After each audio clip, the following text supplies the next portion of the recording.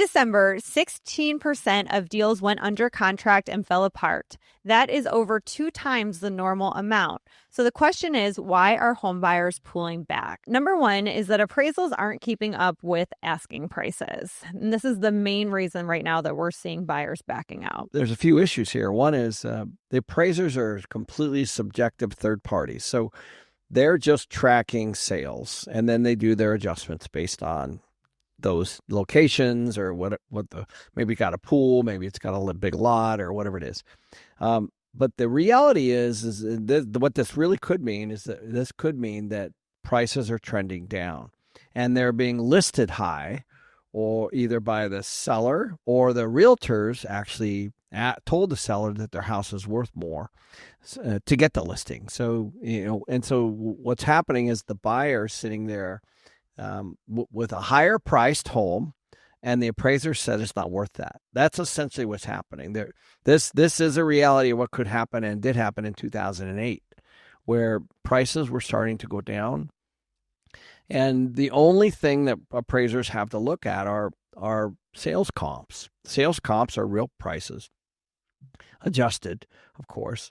And so if the appraisals are coming in less, then the sellers need a reality check or the realtors need a reality check, one or the other. But to your point, the buyers can't fund the difference. Yeah, because what happens if an appraisal doesn't come in at value? Either the buyer has to come up with the cash to make up for the appraisal, or the seller needs to discount the home that much in order to shore up the appraisal. And I think the real issue is there's two things. One is people remember what their neighbor's house sold for. Could have been a year ago, could have been 2 years ago. But to them, the market hasn't moved that much, right? So if their neighbor got $650 for their house is actually nicer than their neighbors, so they should get $680, not realizing, rates went up, buyer demand's gone down. It's now a buyer's market and not a seller's market like it was in 2022.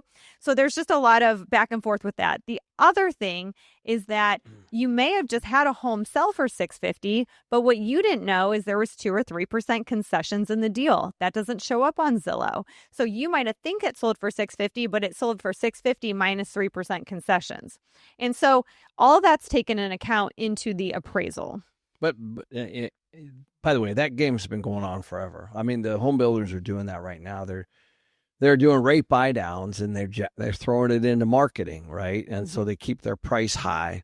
But I just want to be clear here. If I put a house in contract for $500,000 and then it's financed, the bank, whoever the bank is going to get an appraisal, and they're going to get an appraisal by their appraiser, not the realtor's appraiser, not the buyer's appraiser, not the seller's appraiser, the bank's appraiser. So the bank's appraiser is going to go out, because if they're lending against that, they're going to want their in-house appraiser. And typically they work with a bunch of companies.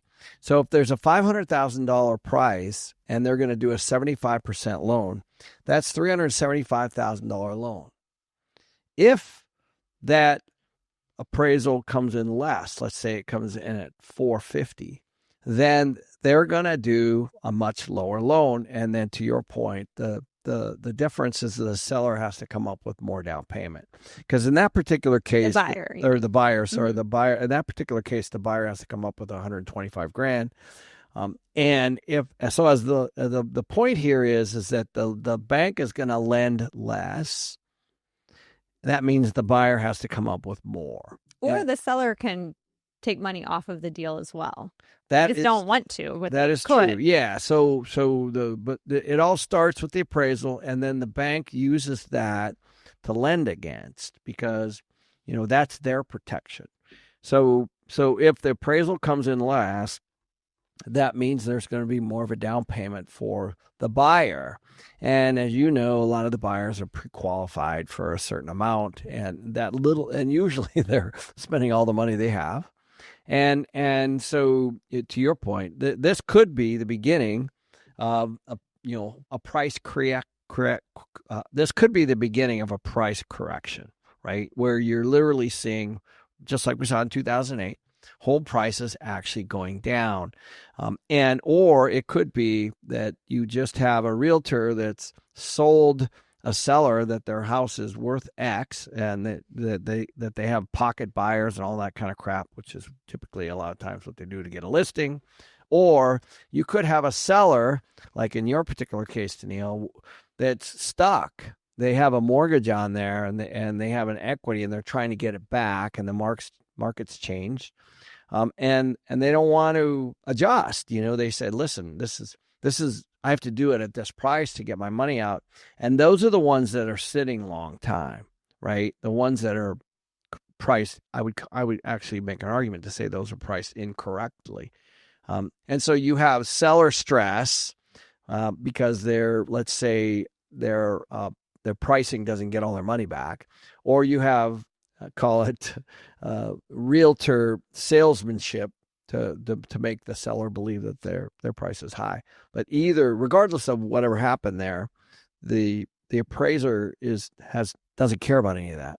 They're just going to look at what the sales comps have been, and the sales comps are going to be whatever is recorded. Yep. And then if we go into the second reason is that buyers are more rate sensitive than sellers realize. So, when you hear, rates have been moving back and forth a little bit, and a lot of buyers are really stretched, whether that's an investor or whether that's a home buyer.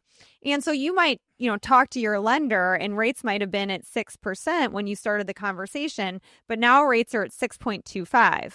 Well, back when things were cheaper, that wasn't as big of a difference. But now that these rates are moving, you could get in a situation where your payment is just too much money. Well, yeah. And let's not forget, there's a whole bunch of reasons why banks want to add another quarter point here, a quarter point there, right? So for example, if it's an investment property, non-occupied investment property, you're going to have a little bit more rate because they're going to consider that a little more risk, right? Mm-hmm. So there's that. And then you might have a ding on your credit, or you might have there's a number of things that can mess with that rate. To your point, right? And rates have actually come down in the last year. So if you go back to 2022 in January, rates were at 3.1%. They doubled in 9 months. So rates doubled in 2022 in 9 months. Now, also what was interesting is home prices peaked during that time. Why would they peak? They peaked because rates were at 3.1. If you go back before that, they were even, they were still very, very good. So so 2022 really bid up the market. And then they've been kind of slowly been chipping away, obviously since 2023 and beyond. The difference, however, is that the home prices haven't really come down very much, and you're still over